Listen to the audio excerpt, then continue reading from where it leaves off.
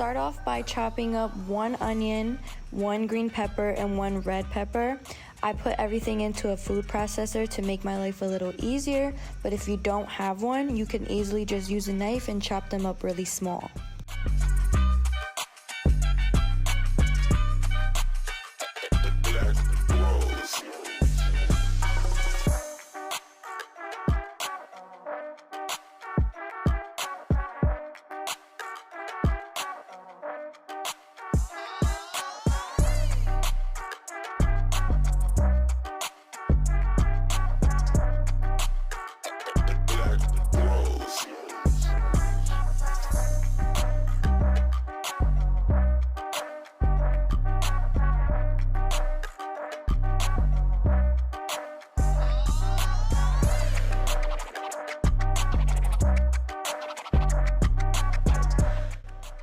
We're going to be doing the exact same thing for the mushrooms, and again, if you don't have a food processor, you can easily just use your knife and chop them up into really fine pieces.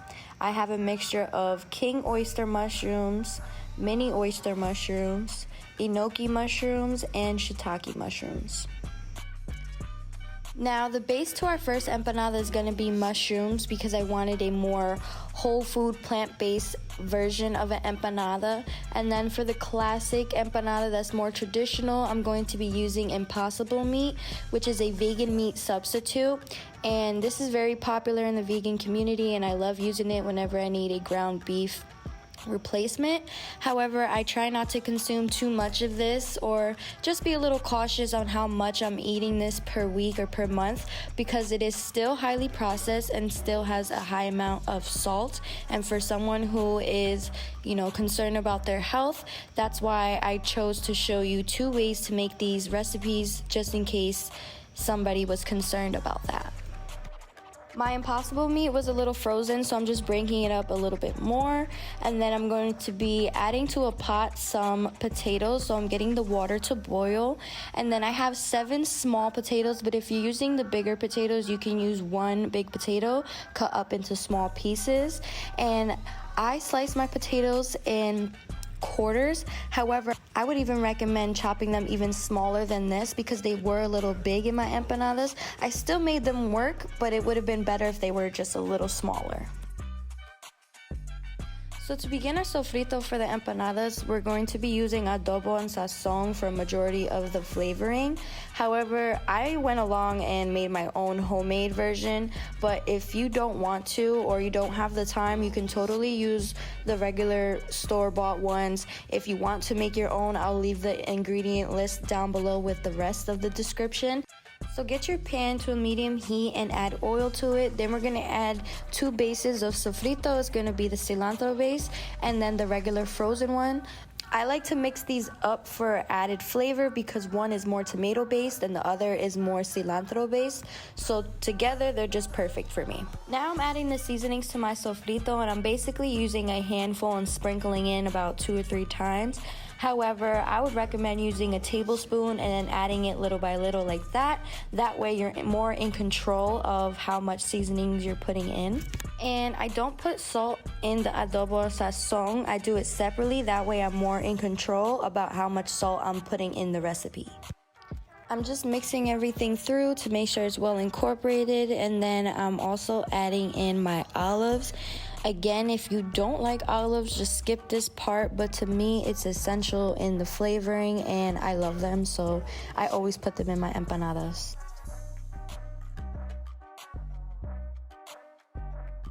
Now we're gonna add in the mushrooms, and mushrooms naturally carry an amount of water. So considering that I used about 3 different kinds, they all have different ratios of water. So I'm basically just gonna be mixing everything with the sofrito and then letting the water cook out of the mushrooms. The mushrooms are cooking once you see that it becomes more liquidy, and that's fine. You want all that water to come out until the point where it starts to dry up.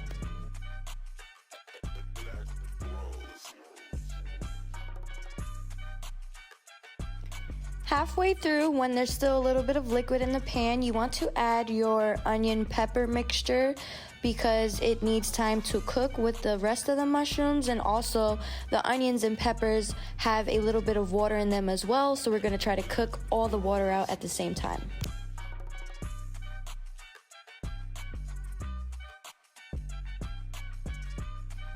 The mushrooms will become a little bit more darker in color, and the mixture will be not so liquidy. It will start to form and come together a little bit.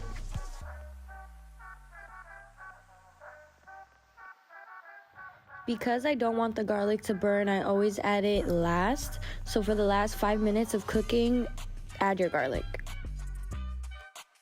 So off camera, I drained my potatoes and added them into my mushroom mixture and added the other half to the other empanada base. So if you want to make your own empanada dough, you totally can. However, I'm being lazy, so I just bought some from the store. And then I'm just going to be filling up my empanada disc with the meat mixture, closing them up with my fingers, and then pressing them with a fork to make sure that they're nice and closed. And then you're just going to want to stab the top with a fork to make sure that the air can release when they're cooking. So you're just going to repeat this process up until your meat mixture is finished. And then just a little tip, I'm kind of overstuffing some of my empanadas because I just wanted to get rid of this stuff. But I would recommend not overstuffing it because it could be a possibility of the meat coming out when you're frying them.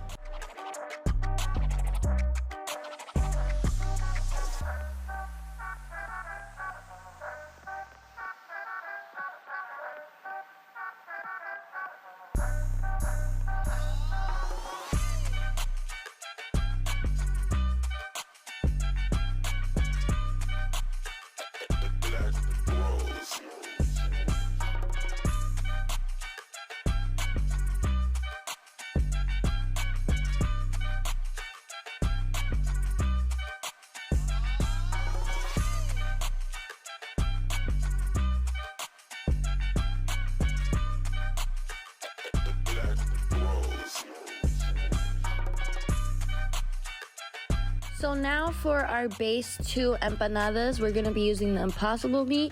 So we're just recreating the same sofrito mixture that we made for the mushrooms.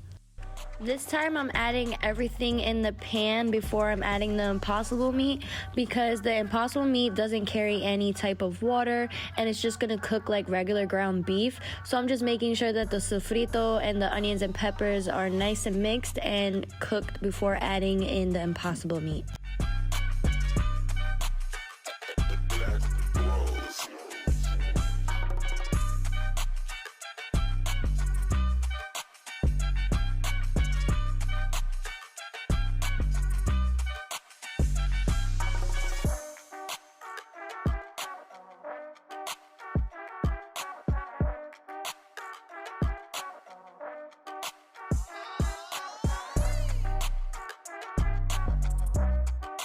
So impossible meat is very similar to real ground beef. It will come in like a red pinkish color and kind of just loose as far as texture.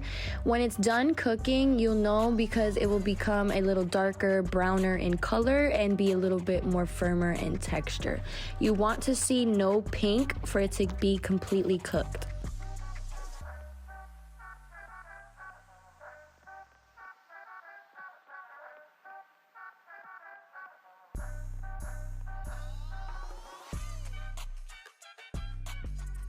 And then like before, we're just gonna repeat the same process as far as filling our empanada disc with the meat.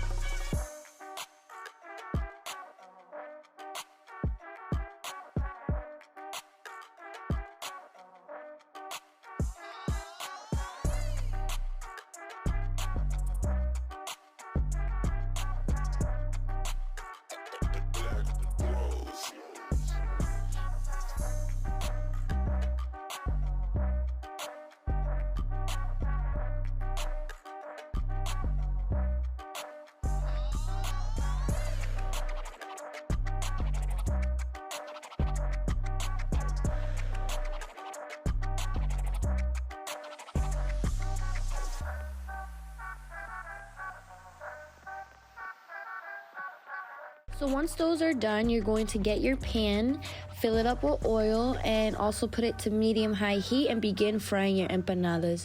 You know the empanadas are done because, again, they will become a darker brown color and be firmer in texture.